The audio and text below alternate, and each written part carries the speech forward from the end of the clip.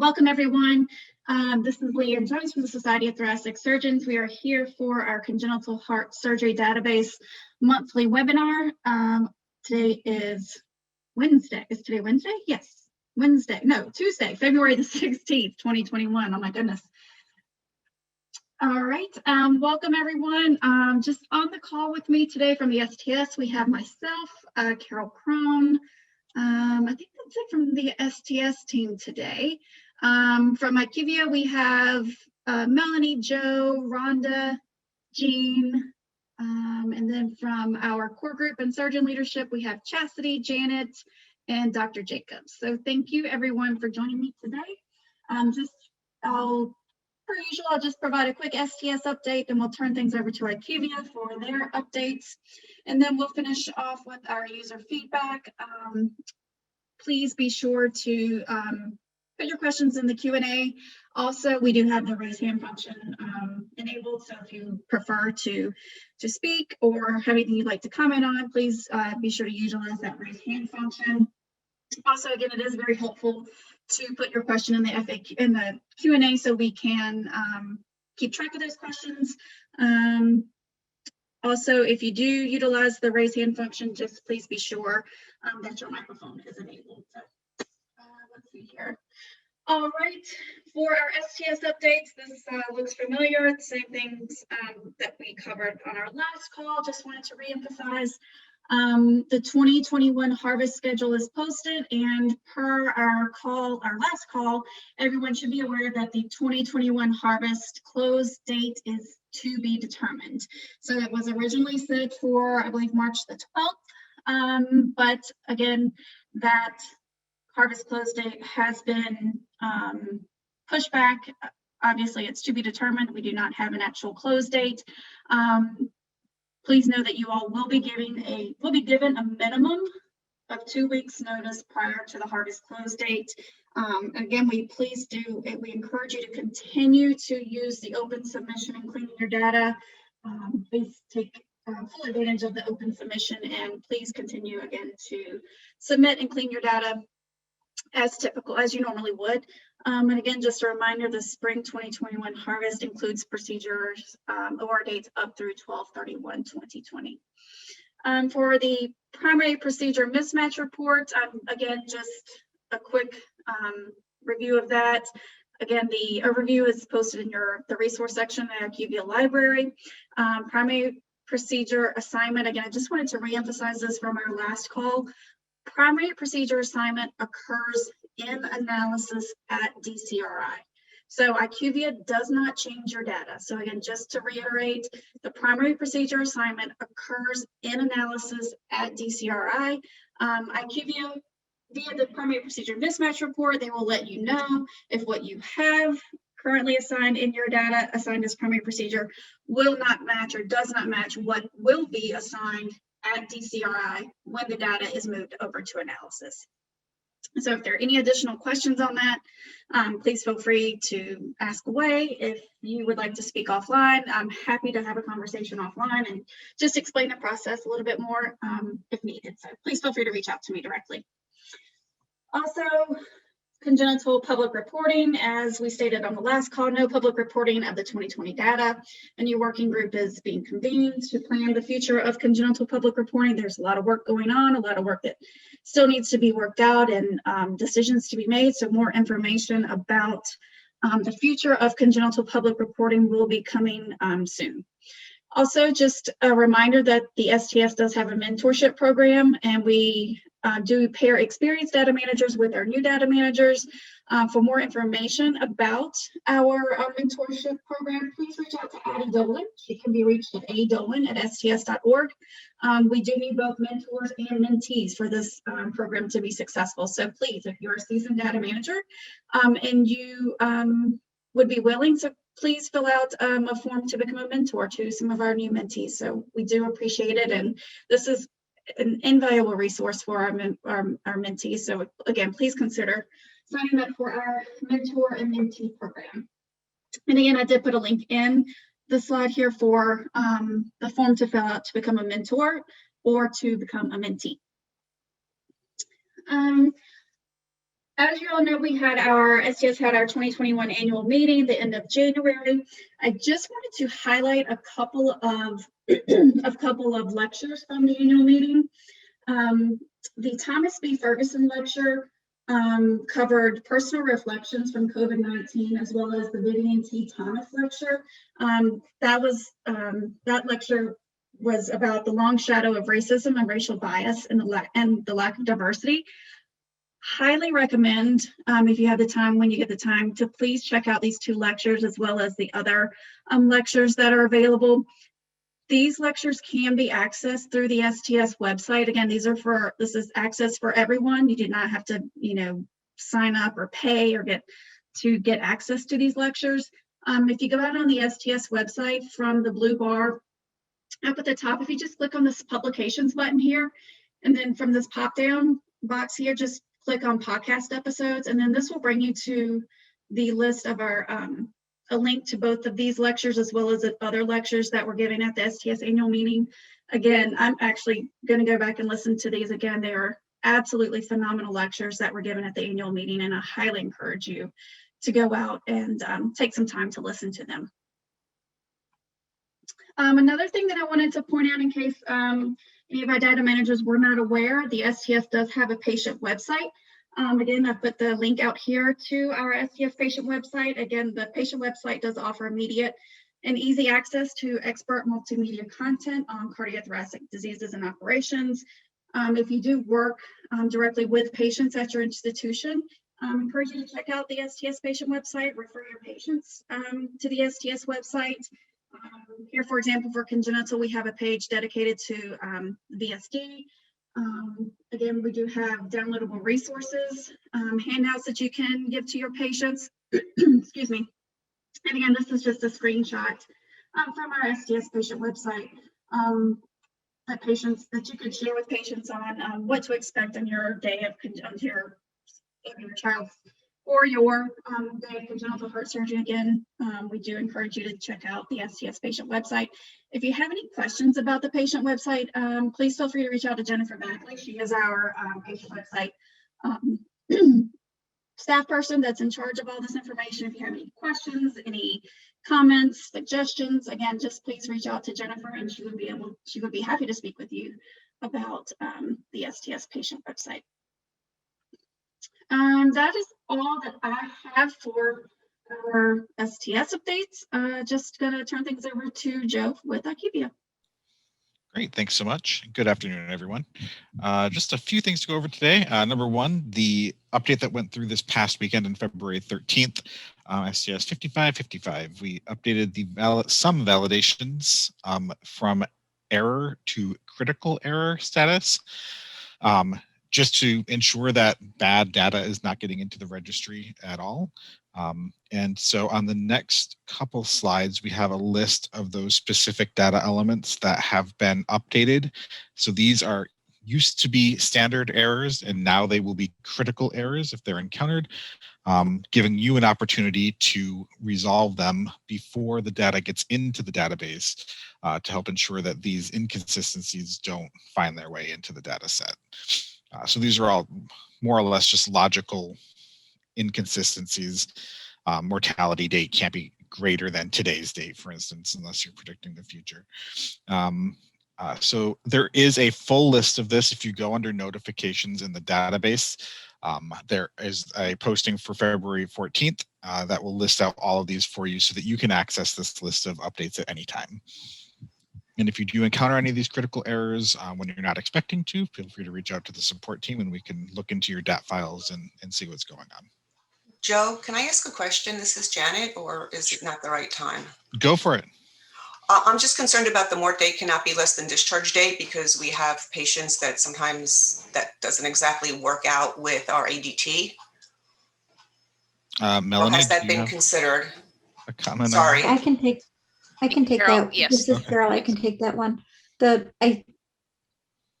I believe that the mortality, if the patient dies, that it's supposed to match the same date, even if the patient's discharged after the date at which they die. It should be the date of death that's listed as the discharge date. But is that not how it's been done, Janet? There's some gray in it, so I was just clarifying in case people get critical errors that might pop up. Yeah, I think the training, I think it's clear. I think we have it in the training manual, but let me pull it up real quick to double check, because that's a good point. We have that same thing in the other databases too, where the patient might expire one day, but is held over in the room for for visitation and things like that, that falls into another day. So their discharge in ADT is actually different. Let me see what we have. Hold on, I'm pulling it up on my. Okay.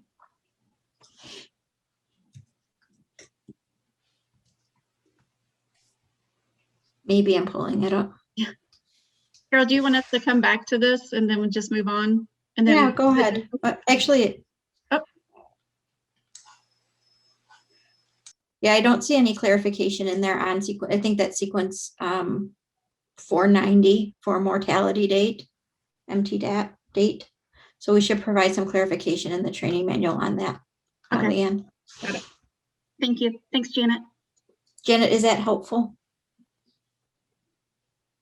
I think it just needs to be clarified so that we're being consistent and people's data isn't not accepted because the patient stayed over midnight and their discharge date No doesn't problem. match. So it's just something that we need to think about. It doesn't matter how it's resolved as long as it's clear. Sure, absolutely. And we'll bring it to the core group before it goes into the training manual to make sure we're all on the same page. Thanks. Thank you. Sorry, right. Joe. No, that's fine. It's important distinction. All right, looking into the future in a couple weeks on February 27th, we have a couple updates targeted for an upcoming release, starting with for the missing variable report, STS 5474. There is an issue where the missing variable report is showing the prothrombin complex concentrate 3 dose 3 variable as missing on the report, even though the field is not available for entry on the case form at all. So we are looking to get that resolved in a couple weeks. And then on the dashboard report, the participant dashboard, STS 5484, the STAT4 filter is excluding cases assigned to LV endocardial fibro, oh dear, sequence number 3390, and double root translocation sequence 3400. So we are looking to get that fixed for you as well. And those were my updates for today. Melanie does have a couple of more items to go over with you, but for my portion, just as usual, if we didn't discuss anything you've reported and you want more information or updates on those issues, feel free to reach out to our support team. And we are also looking into other items that you've reported for updates further out into the future. And with that, I will turn things over to Melanie. Thanks, Joe. And you Welcome. took the hardest part with that item there. Hello, everyone. So just a quick update related to primary procedure and to let you all know the status of where we are with that. It is targeted to be released the weekend of February the 27th, and we do have a couple of enhancements that will be going in related to that report. So just wanted to do a quick review of what's coming. We touched on it last week, but just wanted to make sure that we can cover these again. And just, of course, if there's individuals that may not have been with us last week, that they are also on the same page. So the first item is 4386. This is related to updating the report logic to include consideration for combination codes for primary procedure. Right now, the logic is not considering the combo codes, so that will be updated. Next item is 4371, where we will be adding the Kawashima procedure to the exception 1 code list for consideration. Right now, Kawashima is not on that list. So there have been instances in which it has been listed as not being selected as the primary procedure. The next item is 4387.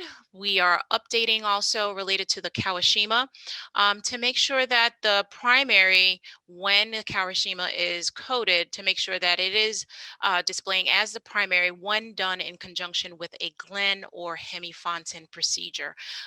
We just want to make sure that, of course, that it's never downgraded. So that logic will be coming in that enhancement.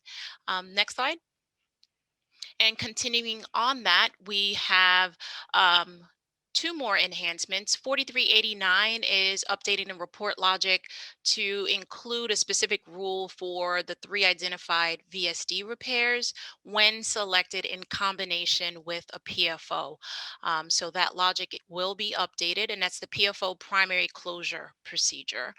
And then we have 4388, where we are updating the exception rule 1 list to include the 3 hybrid approach codes that you see listed here.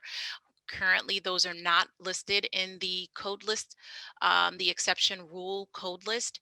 And so that will be updated to include these 3.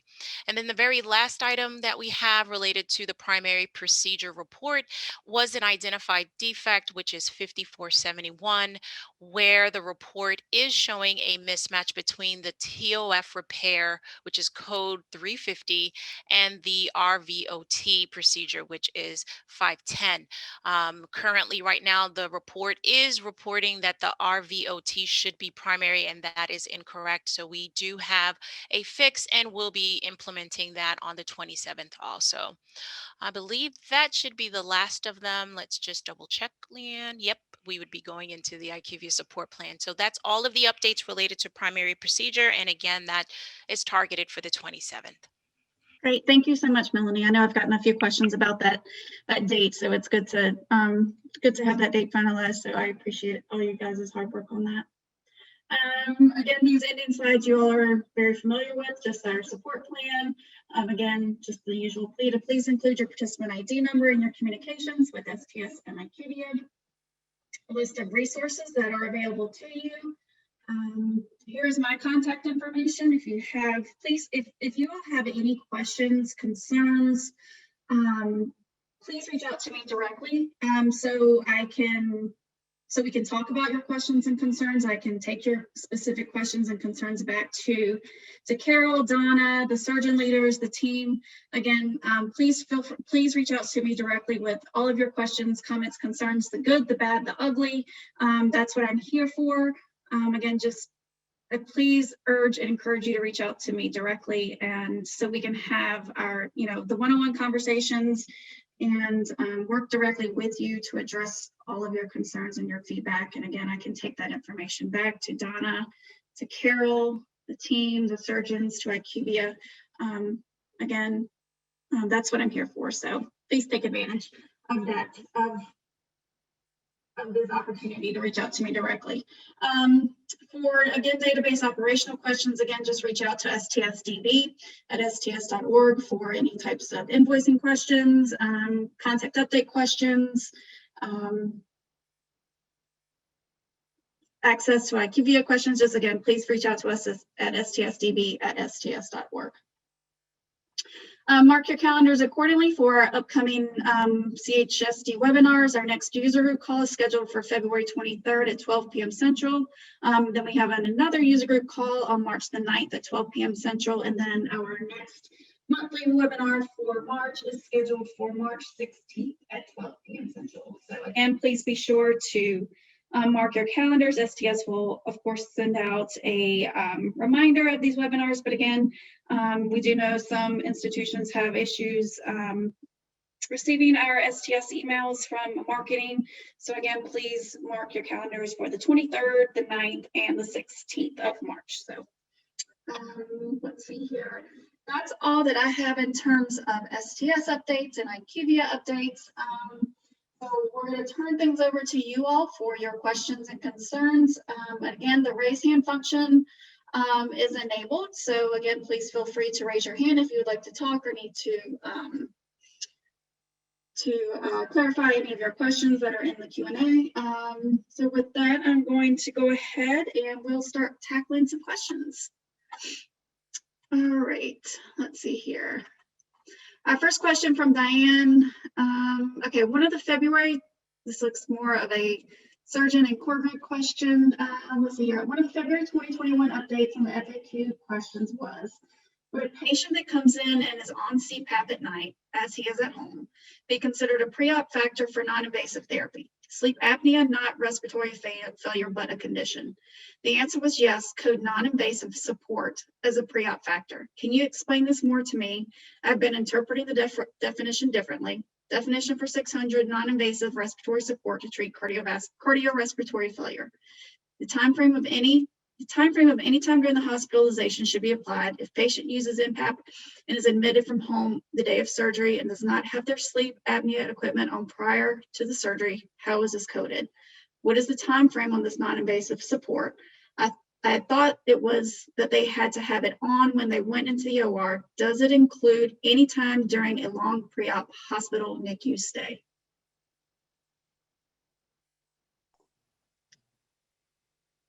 Hey, Leanne, this is Chastity. Do you want me to Sure. Anyone? try to? Chastity, Dr. Jacobs, Janet. Yep. What do you Oh, guys? sorry, I didn't know everybody was on. I think our thought when answering the question was if the child requires some type of non-invasive support, at his baseline, that then, just like if you were home with a trach and event and you required mechanical ventilation at baseline, I don't think we looked at it from the fact that they have sleep apnea, but I think the sleep apnea causes the patient to have respiratory failure, which is why he's on his non-invasive support at night.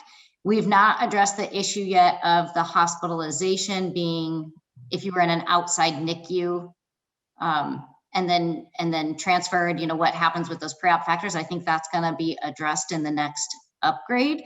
But I guess I would follow the same logic of this child at baseline requires that level of support. So just like if the patient were to transfer from a NICU and have invasive mechanical ventilatory support, i.e. they're intubated or a trach on a vent, we would code that factor. Right, but I think the key here is that it has to be coded if it's present when they're going into the OR. If a child was on a mechanical ventilator 5 days before surgery and then extubated, and then went to the surgery extubated, they wouldn't have preoperative mechanical ventilatory support. No, the definition is Yeah, they would. The hospitalization. Yeah, it's anytime during the hospitalization. So when we talked about the adult CPAP patients, we decided that if the patient was in the hospital overnight. No, I meant if it was 5 days, if they were on either non-invasive ventilatory support or invasive ventilatory support, and prior to the hospitalization. That's what I was trying to say. I didn't say it right. So if you were either ventilated or not ventilated, but on non-invasive support, and then you got extubated and you were off that, and then you came into the hospital off that, then it would not count. So if this child was on CPAP at home, but came into the hospital not on CPAP, then it wouldn't count. If this child was on CPAP at home and came into the hospital on CPAP, then it would count. That's what I was trying to say. I didn't say it very well the first time. Got it. What if we agree with that version? Yes. What if CPAP is at night only? So obviously it's noon, they're coming into the hospital. They're not on it currently, but they were on it last night and came off at 6 a.m. This has to, right now the rules are what you received while you're in the hospital. Okay. Okay. Thank you, guys. That's the cutoff right now, is if the kid's on it in the hospital, then it counts. If the kid was on it at home but not in the hospital, then it doesn't count. As of now. All right, and I'm making a note for the specifics so we can clarify.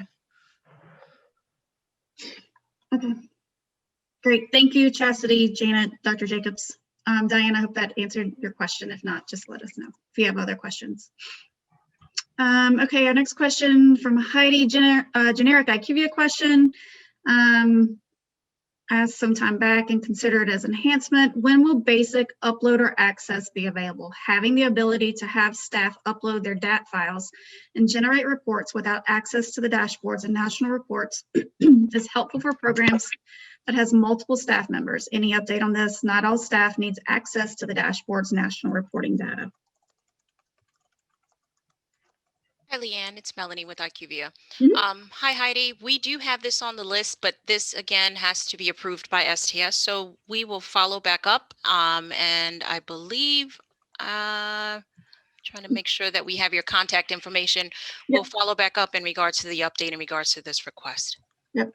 Thank you. And I think Jane has this on her list as well. So for us to talk about on our elaboration calls. Yep. Okay. All right, thanks, Heidi. So from Patricia, can anyone tell me if there is an STS vendor for congenital where the past diagnoses and past procedures carry over to the next surgery?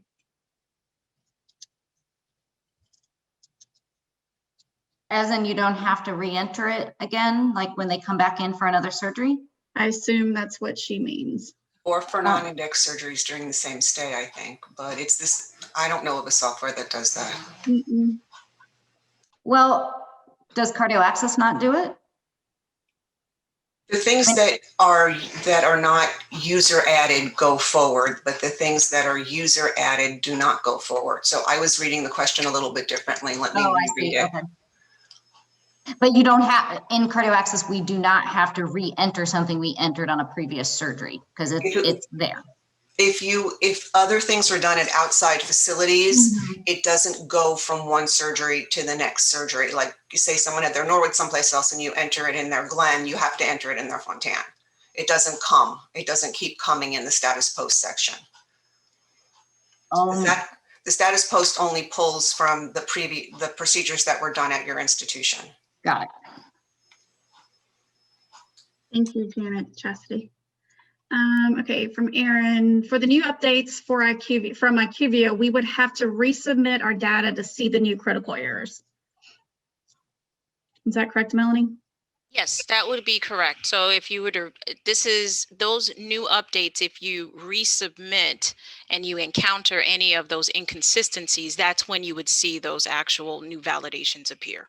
Got it. And also in regards to these new updates, if the field is left blank, is that logic factored into these new algorithms? If the field is left blank, it's going to allow the information to come in depending on parent-child relationship also. But those blank fields would then appear on the missing variable report. Right. Got it. All right. This is for support. So Jean, I think this one may be for you. Is there? Hey, Leanne. Yes, ma'am. Hey, Leanne, sorry to interrupt. This is Carol. Can we go back to that last question with the fields left blank? Yes, ma'am. Because I think we'll need to revisit. I think we might need to revisit that internally because historically what happened at DCRI is if that field was left blank, the record would be rejected from analysis. Mm-hmm. So if they don't provide an OR date, but they provide a discharge date, DCRI wouldn't let that record in because we need all of those fields. So maybe we need to take that back, Melanie, to make sure we're on the same page with how that's being handled for the critical errors with the missing fields. Yes, definitely. Let's do still that. gonna- And I think, and Yeah. again, I think I didn't, when responding to that, I was thinking about the general, just. Oh yeah, the general ones we don't care. Yeah, general submission. So if it's inconsistent, meaning that there's one field that's blank and then the other is entered, in that regard, it would trigger a critical error, but I'll go ahead and I'll just recheck that. Okay, thanks. Yeah, just because I think the other ones are okay. They'll just go into the missing variable report. Right. Mm-hmm. But when we're verifying logic of the data that's abstracted, Right. those are the ones we just need to make sure we have data on. Otherwise, it's not helpful to go into analysis without a No, it would OR definitely date or- have to, Yeah. exactly. So if it does have an inconsistency, it's going to be a critical error. Thanks. Okay. Thank you, Carol, Mel. Mhm. Our next question from Marina, is there any way to not receive the immediate customer service survey email when you send off a ticket? It's an auto reply, I guess, but annoying when you haven't even gotten an answer to your question. I don't know. Jean? I can take that one. That's Okay. a little, because we were hearing from sites that they wanted to have feedback that their request was heard. So that's why IQVIA sends out that email. Okay. And now, and so I think we still have to send that email out. So sites are aware that their request was received at the IQVIA side. Otherwise, other sites will be reaching out saying, how do I know IQVIA got my question? Yep. Hi, Carol. And Yeah. Leanne, just to add to that, that's also to ensure to let you know, if you look into that email itself, it'll tell you if it was escalated or not. So that's also another reason. It's just letting you know the tier 1 people had closed out their ticket, but it may have been escalated up to tier 2.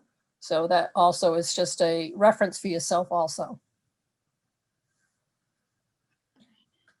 Thank you. Yeah, you're welcome. All right. From Dawn, when can we expect to see our PID list contacts for our center on the Iqv platform? I know Iqv and STS are working to get that CRM integration, but I'm not, to be honest, I'm not up to date on when that fully integration will be complete. I don't know if Mel or anyone from Iqv has an update on that, when we can expect. That actually is on our list for elaboration for Okay. further requirements around that. So we don't have a time frame at this moment in time, but it is on our list for us to review. Right. So Dawn, if you do need, or anyone out there, if you do need a list of your current contacts of who is currently listed, just email us at stsdb@sts.org and we can get those lists for you. Again, it's stsdb@sts.org for your current list of contacts. So we'll be happy to provide that for you.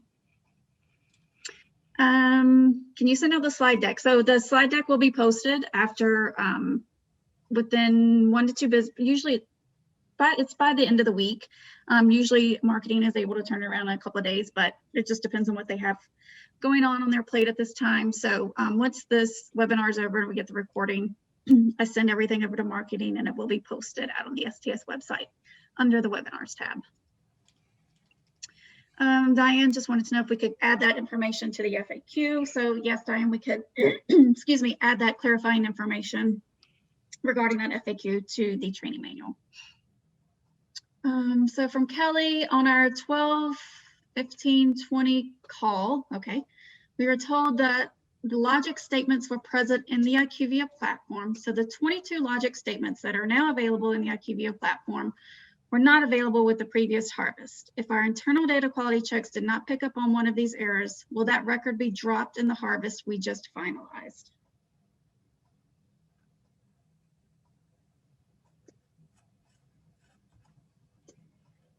So these were available in the IQVIA platform as errors, not critical errors, right?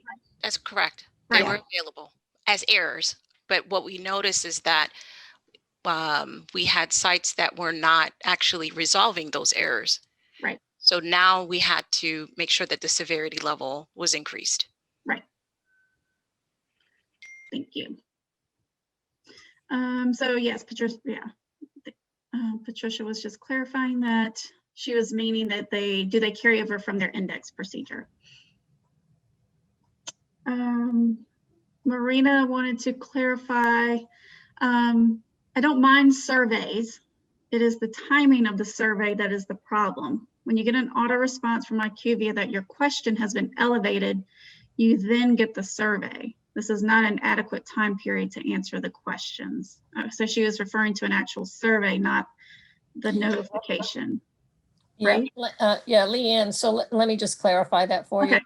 So Marina, that's if the tier 1 team has done that, but if you could send an email to STS Tech Support and just put attention Gene, and if you could forward that actual survey to me, that way I can look further into it for you. Right. Thank you, Jean. Yep, you're welcome. All right. From Kelly, with the implementation of the logic statements, is it necessary to submit data from 1/1/17 to 12/31/2020?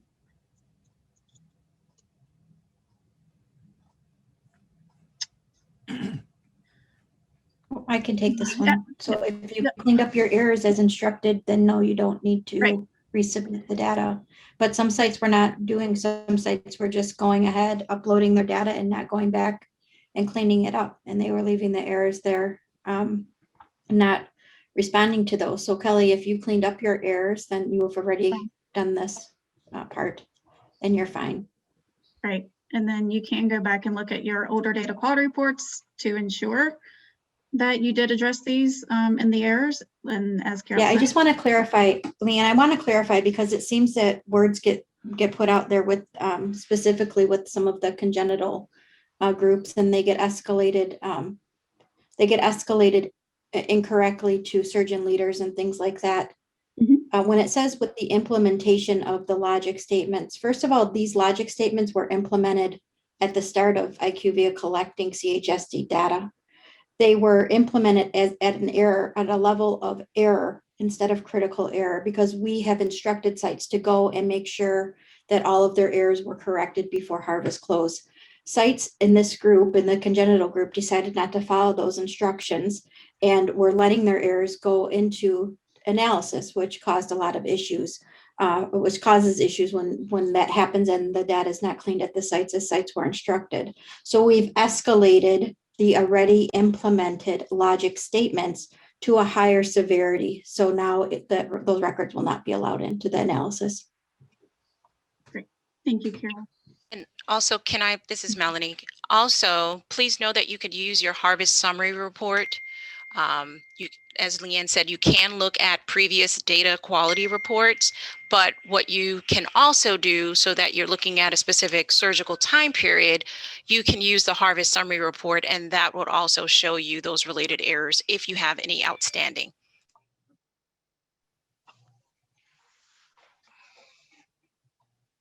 Great, thank you. Okay. Why would critical errors be flagged on the new logic statements by the uploader if the records weren't changed?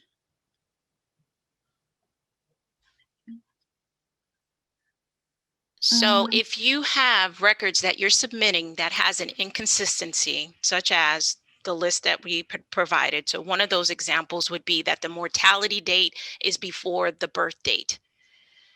If you're submitting that, the system will pick up on that inconsistency, and it's going to flag a critical error. So if that's already standing within your software vendor system, any of those inconsistencies, and you export that and resubmit now to IQVIA, it is going to update and show those as critical errors.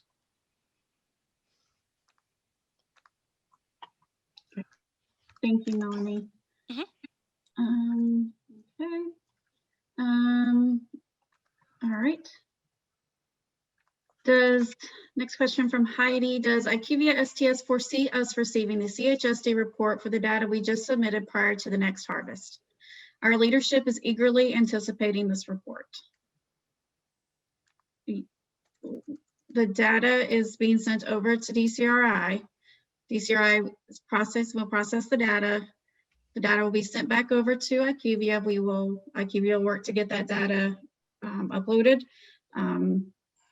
So it will be coming. I can't give you an exact. To clarify, Yes. to answer Heidi's question, as we've clarified in the previous webinars, Yes. STS surgeon leadership heard the data managers 2 calls ago, and they've made a decision that the next harvest will not close until those reports are released. Great, thank you. Right, and actually we said 2 weeks after. That's right, minimum. Right.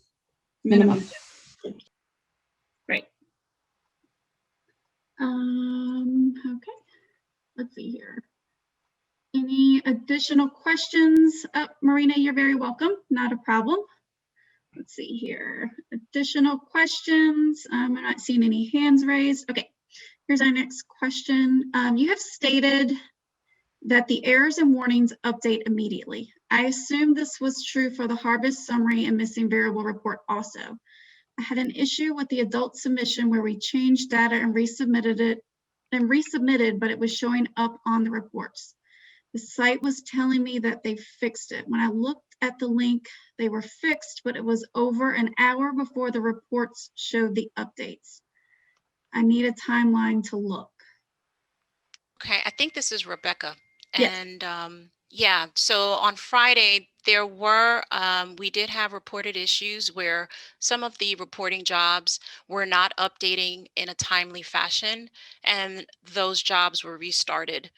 And so I believe you should be able to see those changes. I specifically looked at your site on Friday, and I think you did have a couple that were appearing when you had reported, and those had updated and were no longer showing up on the missing variable report. So I'm not sure if you've had a moment to check today, but if you can recheck, and if you're still seeing that issue, please contact our support team and we can go ahead and make sure that it's addressed. But on Friday, I believe that should have been resolved for you. So what's a reasonable expectation about how quickly things should update? And that's a great question.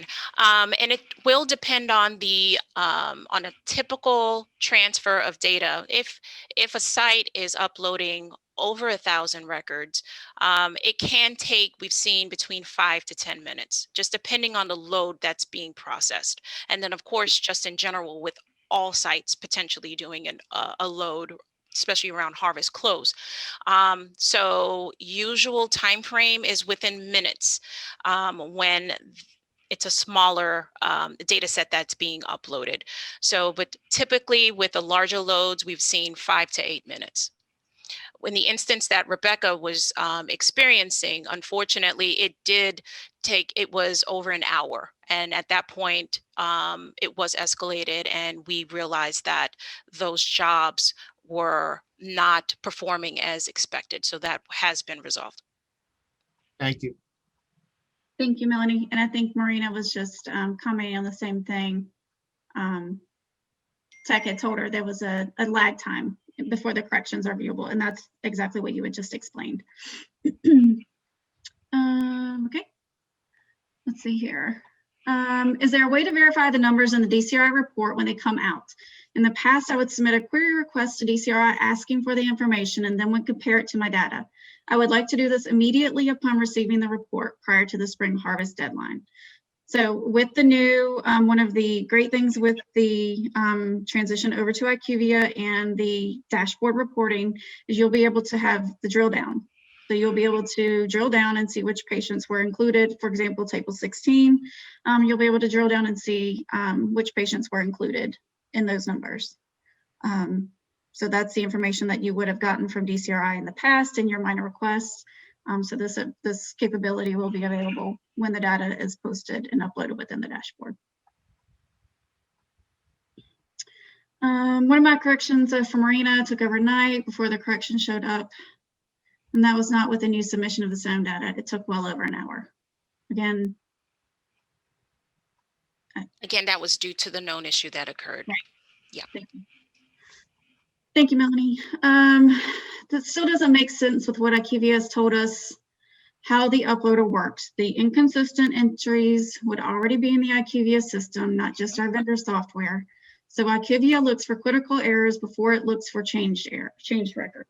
That is correct. At the time of submission, it will look at critical error messages that are included in the submission. It will do a check to see whether or not any of those inconsistencies are hitting a critical error.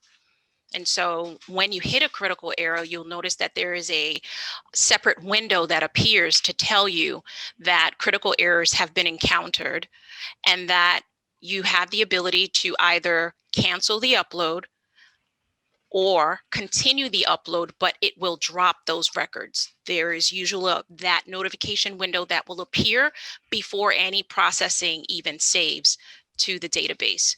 So that's what it's doing at that point in time, is that it's checking for the critical errors. And if it encounters any critical errors, it will display that window to indicate the specific fields that are basically generating the critical errors. And it allows you to either continue with the upload or cancel the upload. Great.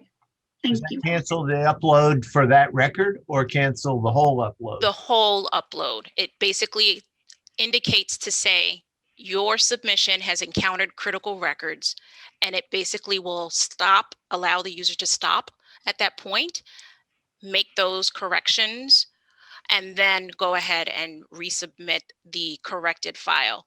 But if they don't want to stop in that moment, they have the ability to proceed with the upload, but it's going to drop those specific records that it encountered the critical errors on. Does that help, Dr. Meyer? Yeah, I was I was just trying to imagine how this would work for somebody, trying to upload, it's like ours, we're uploading, 12 or 1,500 records. And so, anyway, I guess I think I understand. And it does, even if they proceed with the upload and it drops those records, the data quality report does provide the list of those records Right. that encountered those critical errors so that they still have something to reference to be able to go back and make those corrections. Great, thanks. That's what I was gonna get to. So you anticipated my question. Perfect. But a great question. Thanks. Thanks, Dr. Meyer. All right. Okay. So from Vera, when I'm aware of upcoming harvest, I have planned vacation around harvest times. Yes, that. When we don't know when to anticipate harvest deadlines, I hope that you can consider a minimum of 30 days and not 14 in order to accommodate vacation time off, et cetera. Absolutely. Yeah, Vera, yes, we understand that, obviously data managers plan vacations, et cetera, around harvest close time. So obviously we will work with you all to give ample time for harvest close. Typically, I think from what I can absolutely remember, we've given at least 30 days notice prior to harvest close dates, and we know how challenging the harvests have been lately. So we just say a minimum of 2 weeks, because at a very minimum, we would give you 2 weeks. But obviously, STS would give you as much as good a lead time as possible as we can give. So we do take that into consideration into our closing deadlines. Let's see, from Diane. Thanks, Leanne. Would it be possible to post the process of verifying the DCRI reported data in the dashboard, maybe in the library?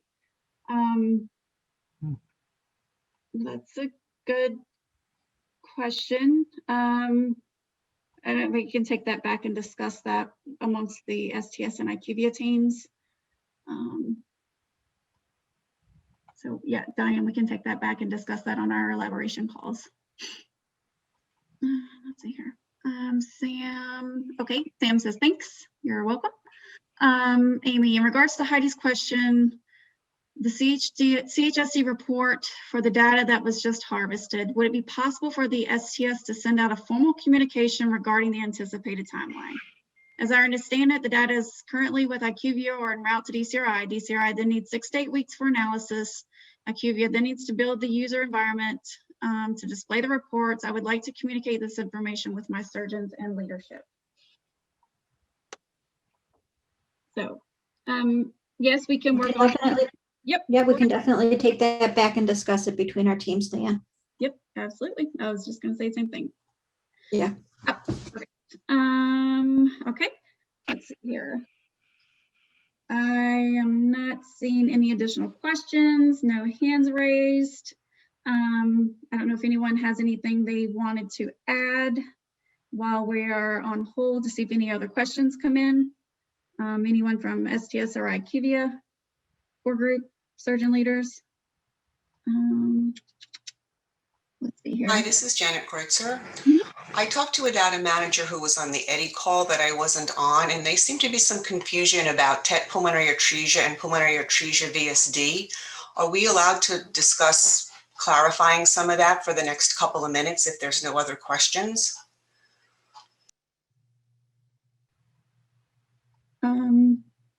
Carol, Dr. Meyer, Dr. Jacobs? I'm here, so if whatever you want to do is okay with me. I don't cut into anybody else, but anybody else. Yeah, it'd be helpful if we can more. clear up some confusion. I think it's great. Sure. Absolutely. I'll try to help, John. Yeah. Thanks. Jeff, I don't have the full story. I just know that there was some confusion about coding patients that are TETs with pulmonary atresia, because we know that that shortlists to pulmonary atresia VSD, and then how it fits in.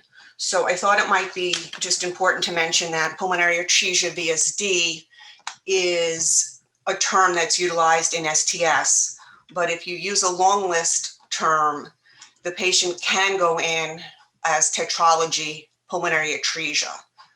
But the short list term, is pulmonary atresia VSD, which is what it would be. Right. So if you want your records to match well between your local data and your STS/IQVIA/DCRI data, you probably want to not ever use the term TET pulmonary atresia. You want to always use the term pulmonary atresia VSD as your diagnoses. And then when you're coding the procedure, there are a set of procedures that all start with pulmonary atresia VSD. And then you would try to pull your procedure from the pulmonary VSD procedures. And therefore your diagnoses would match what's done to the patient. These patients tend to be much more complicated than your tetralogy patients, which is why they're excluded from both the lesion-specific section and the benchmark section. So generally they are more complicated, have more other chromosomal issues or syndromic issues. So we want to keep the TETs very, vanilla ice cream. We don't want the chocolate swirl in there. So I don't know what else was mentioned. A data manager shared that there was some confusion and I wanted to be part of the solution. So if anybody wants to add anything or make sure I'm clarifying the right question, that would be great. The only thing I would say is that regardless of which way one codes this in the long list, it's going to end up in the same place in the short list. So it's not like you can use one strategy versus the other strategy to game the system. If you code TET pulmonary atresia, or you called pulmonary atresia VSD, in the short list, they're both going to end up as pulmonary atresia VSD. Right. Right, but people are very focused currently on matching their local data to STS so that they can utilize the STS benchmarks and then match their local numbers. So Yeah. the more things that So their match local across, the the- easier it is to make that. Yeah, their local short list term will match up perfectly using either long list coding strategy. So whether they code it as TET pulmonary atresia in the long list or pulmonary atresia VSD in the long list, it will wind up as pulmonary atresia VSD in their short list locally and at STS. Right. I mean, people just need to understand that there's some, squishiness in the terminology that's used, right? Exactly. But I would agree with Dr. Jacobs that, if it ends up with the right numeric STS diagnosis and correct STS numeric procedure code, that's all that we really care about. It's up to them to do the translation into the local parlance. I mean, if it was, you get the same case. If it was here, we would call it in Boston for whatever it's worth, and without trying to add to the mayhem, we call those cases tetralogy pulmonary atresia. That's just the local custom. We know how to get it to be hooked up to the right diagnosis and the right procedure. Just have to recognize that that's the case, that it's gonna be called the same thing, could be called different things in different places. Yeah, I agree completely. And coding it with TET pulmonary atresia is going to be one way for it to look in the long list, but in the short list, it gets analyzed as pulmonary atresia VSD. Right. I mean, in reality, TET pulmonary atresia is one type of pulmonary atresia VSD, the most common type that represents most of them. But you're not going to hurt yourself by coding it either way.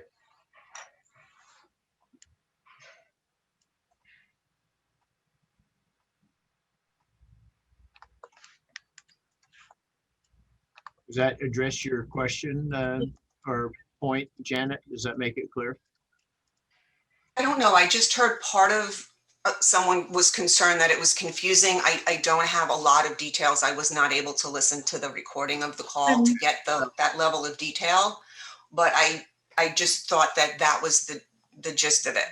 Okay. Yeah, I think Kelly wanted to clarify. Kelly, you're unmuted if you wanted to go ahead and talk.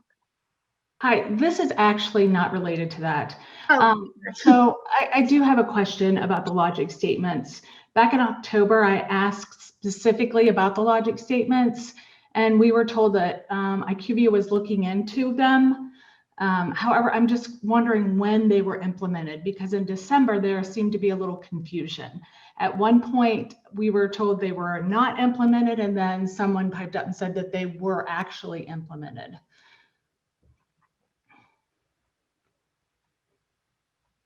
So this is Melanie with IQVIA. So December, they were implemented, and I think I remember this conversation. Those logics were implemented from when we launched, and they were set to errors. So on your data quality report, if you have a time period that you're looking at specifically, you could look at the data quality report to review if any of those errors appeared. If those were corrected, then those would have dropped off on any subsequent submission.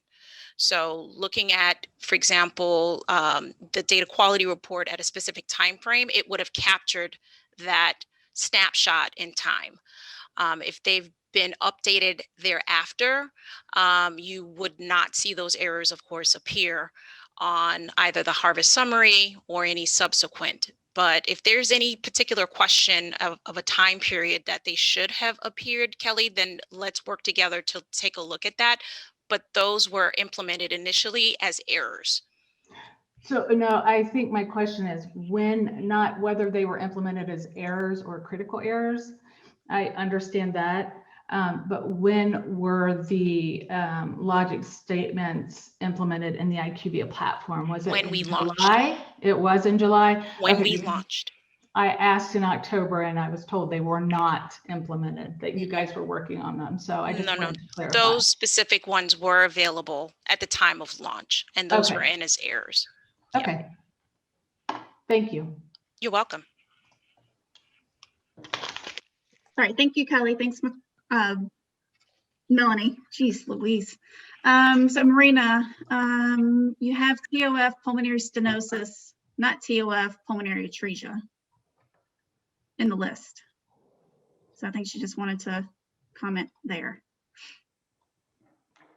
Right. Okay. Because all the tetralogy pulmonary atresias are in the list as pulmonary atresia VSD. Right. Exactly. Okay. Sam, we had a patient with TOF, PS, and MAPCUS. Should this type of patient be included in the TOF analysis? Well, I don't think we have a way of avoiding having it be in the TOF analysis because we don't have a pulmonary stenosis VSD MAPCUS category, right? Dr. Jacobs? Correct. So. But it's not going to be it's not going to be in an analysis of TET repairs because it's also going to have a unifocalization of MAPCUS in it. So it would be well, it also would come. You'd also get at that if I'm imagining the clinical scenario, right? It's also going to have hypoplastic pulmonary arteries as a procedure-specific factor too. So that will get exactly it as well.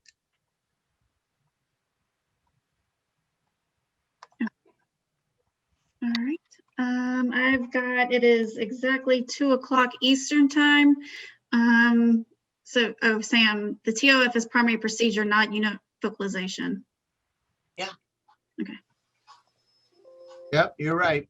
Okay. All right. Perfect. Thank you.